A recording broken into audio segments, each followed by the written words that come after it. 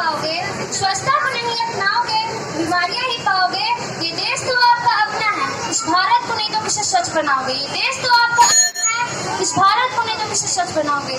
आदरणीय मुख्य अतिथि ब्रिगेडियर संजय कंडपाल महोदय, छावनी मुख्य अधिशासी अधिकारी अनंत आकाश महोदय, उपस्थित सभी विद्यालय के प्रधानाचार्य एवं मेरे सहपाठियों गण, मेरा नमस्कार। मेरा नाम सलोनी कुमारी है, मैं कक्षा 8वीं की छात्रा हूँ। आज मैं आप सबके सामने स्वच्छता के संबंध में कुछ शब्द बोलना चाहती हूँ और उसके महत्व को सबके समक्ष रखना चाहती हूँ। स्वस्थ शरीर में स्वस्थ मस्तिष्क का निवास होता है।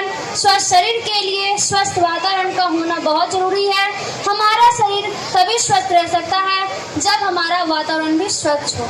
यह हमारा कर्तव्य है कि हमारा देश सदैव साफ रहे।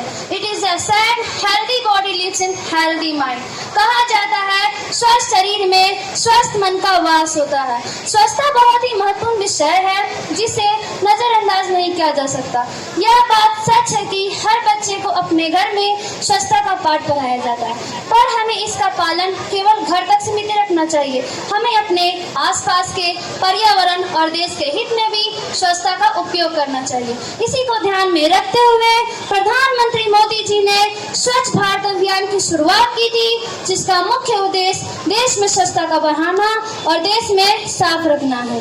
देश साफ रहेगा तो बीमारियां कम फैलेगी और लोग भी कम बीमार पड़ेंगे, जिससे बीमारियों में देश का कम पैसा खर्च होगा और हमारी देश की विकास गति आगे बढ़ने लगेगी। प्रदूषण कई रूप ले सकते हैं, जिसमें शामिल है वायु प्रदूषण, जल प्रदूषण, भूमि प्रदूषण, ध्वनि प्रदूषण और प्रकाश प्रदूषण। जबकि कई प्रकार के प्रदूषण है। प्रदूषण के कई प्रकार हैं, जिसमें शामिल है वायु प्रदूषण, जल प्रदूषण, भूमि प्रदूषण और ध्वनि प्रदूषण। क्योंकि हर कोई एक ही जानता है हमारे इसके मुख्य स्रोत हैं ऑटोमोबाइल, कारखाने, बिजली संयंत्र और कृषि। प्रदूषण का व्यापक प्रभाव मानव और पर्यावरण दोनों के लिए हानिकारक हो सकते हैं और यही हमारा ये है कि हम बाहरी स्वच्छता के साथ साथ आंतरिक स्वच्छता की भी आवश्यकता होती है। आंतरिक स्वच्छता का तात्पर्य हमारी आंतरिक विचारों की शुद्धि से है। हमें अपने विचारों को साफ रखना चाहिए, न किसी के लिए मन में विद्वेष रखना चाहिए। जब कोई व्यक्ति बाहरी और आंतरिक सब तरीकों से स्वच्छ होगा, उस देश को आगे बढ़ने से कोई नहीं रोक सकता, क्योंकि हर कोई एक दूसरे का भला ही चाहेगा। इसी प्रकार हमने स्वच्छता के बारे में जाना और आशा करती हूँ कि आप इसे अपने व्यवहार में जरूर लाएंगे।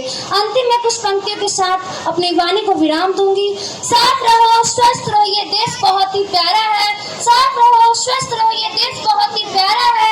सारे जहां में सबसे सुंदर भारत, यही सपना हमारा है। सारे जहां में सबसे सुंदर भारत, यही सपना हमारा है। धन्यवाद। जय